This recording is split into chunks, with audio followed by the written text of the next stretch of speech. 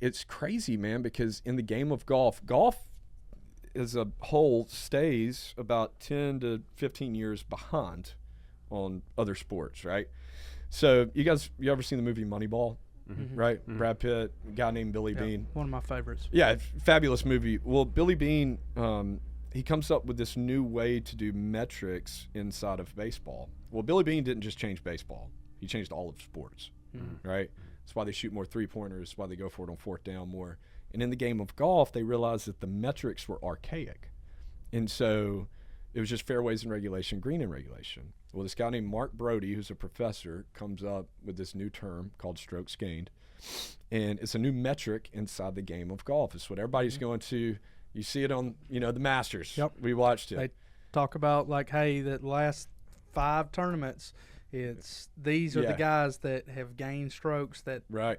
And I heard a guy. I love hearing was kind that of name funny when they say it. Yeah, it was kind of funny because I was listening to the guy. I was like, these are the guys that there's only like 6 guys that have a shot out of this whole field, and it's because they were talking about their stroke gains. Yeah. I was like, well, when they came out with this new metric, golf started to change because these guys started to realize I need to be bigger, faster, and stronger, like every other sport has been doing for the last 25 years.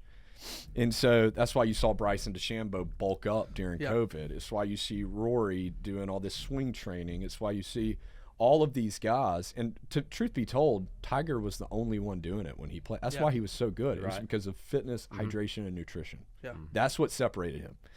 And so going back to us, we realized that recently there's been a lot of study done about fitness, nutrition, and hydration inside the game of golf. And so we hit it really right at the right time. This metric comes out. We also found out that term wasn't trademarked. Oh, yeah. That's good. And so we just got our registered trademark like 3 weeks ago, went through the whole process for that. And but because of that, we felt like we hit it really at the right time.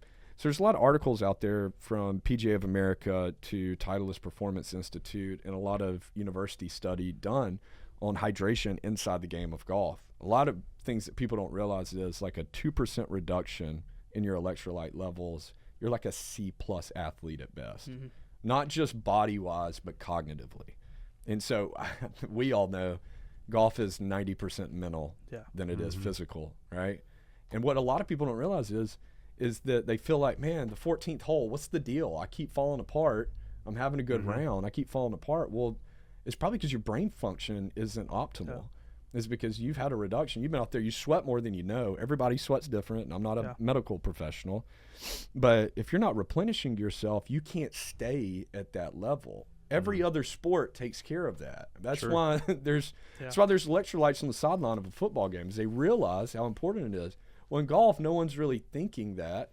And so we designed our product to be a golf-specific. I can nerd if you want to on why we believe it's more golf-specific than other brands. That separates us a little bit. But, yeah, we took about a year to build that and launched it May of 2024. Yeah. So that's why I think I can hit out of a tree and it's only that far of a gap. It's because I don't have enough electrolytes, or is that just because I'm an idiot? Hey, what's it from the Sandlot? Heroes get remembered, but legends never die. Right? It's actually one of the first. You're just trying to make legendary moments. Me and Sean, one of the first times we went golfing, we were at Coleman, and Lord, what hole was that? 7. I got over in some trees, and so. I was like, it was probably 100 yards out, and I was like, he was like, hey, you want to chip out in the fairway? It's like, no.